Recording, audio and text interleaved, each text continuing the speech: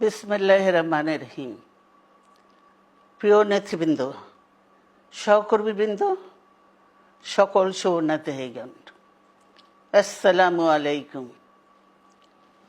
প্রতি বছর মে মাসের এই দিনটি আমাদের পরিবারে আসে এক বেদনা বিধুর স্মৃতি নিয়ে। এই দিনে শুধু আমাদের পরিবার নয়, বরং সমগ্র দেশই হয়ে উঠে পড়েছিল বেদনার্ত ও অভিভাবকহীন। আমাদের প্রিয় মাতৃভূমি বাংলাদেশের জন্মের সাথে জড়িয়ে থাকা এক অবিচ্ছেদ্য নাম শহীদ প্রেসিডেন্ট জিয়াউর রহমান, যে চট্টগ্রাম থেকে স্বাধীনতার ঘোষণা করে তিনি এ দেশের সাথে তার নাম অবিচ্ছেদ্য করেছিলেন। সেই চট্টগ্রামেই এক সফল, সৎ, দূরদর্শী ও প্রকৃত দেশপ্রেমিক প্রেসিডেন্ট হিসেবে নিজের জীবন উৎসর্গ করেছেন।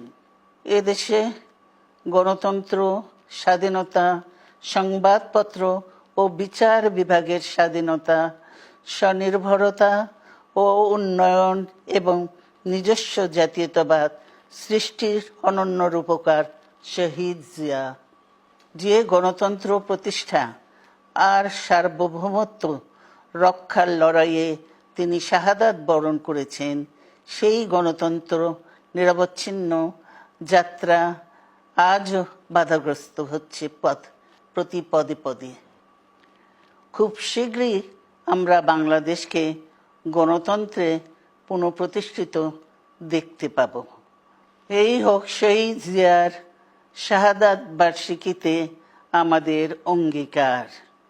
এই লক্ষ্যে সুশৃঙ্খলভাবে এগিয়ে চলার জন্য আমি বিএনপির সকল পর্যায়ের নেতা কর্মী ও দেশবাসীর প্রতি আহ্বান জানাচ্ছি।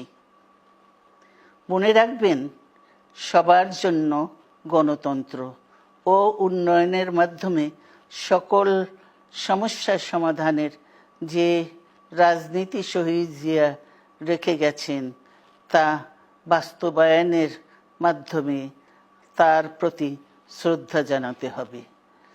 আমরা তার বিদায়ী আত্মার মাগফিরাত কামনা করছি। আল্লাহ হাফেজ। বাংলাদেশ জিন্দাবাদ।